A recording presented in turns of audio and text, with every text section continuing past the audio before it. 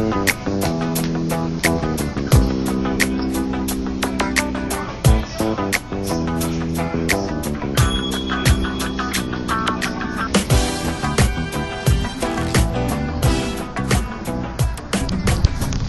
from lovely Cincinnati, Ohio. We are your hosts, Joe Hoagland and Brandon Kelly, and this is JV Radio, leading the way in the millennial generation's conservative ideas.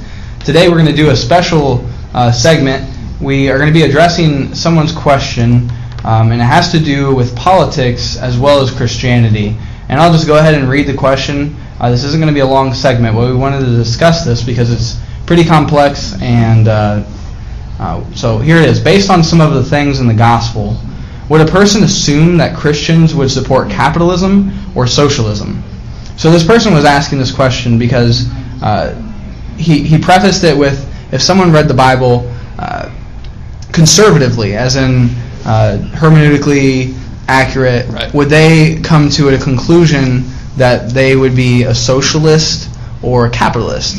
And so I figured Joe and I, being Bible majors in college, could go ahead and address this because it's a really interesting question. I think it's a really good question. Yeah, definitely. I guess I would first off go on in saying that if you read the Bible, you read the Gospels, and the Bible as a whole, really, I wouldn't see a political slant that you would come to right off the bat, just based off of capitalism as an economic system and socialism as an ideology. I wouldn't really see either one coming forth. I think there's more to it than just reading the Bible and coming to a conclusion.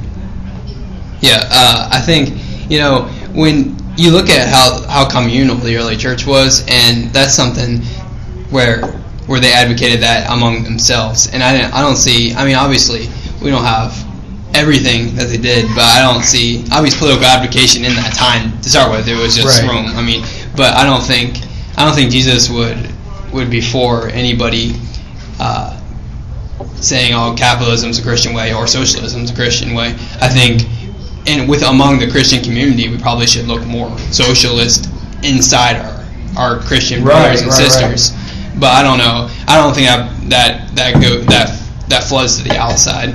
And I think Jesus would be disappointed with how political our church has become, advocating for capitalism. Yeah.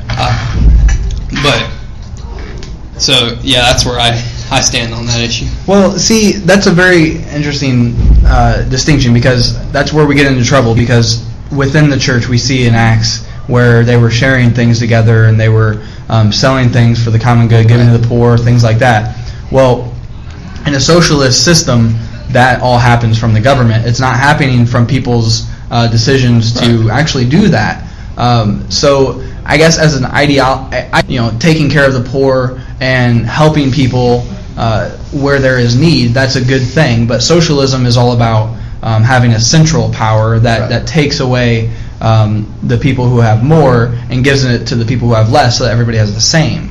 But that's not how the church did it. They did it amongst themselves. They made choices.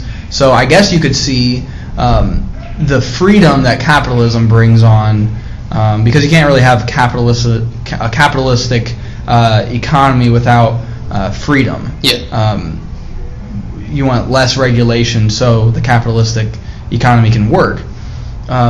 So somebody giving the freedom to make those choices, I think, is one thing we need to look at. But Jesus wasn't concerned about politics. Right.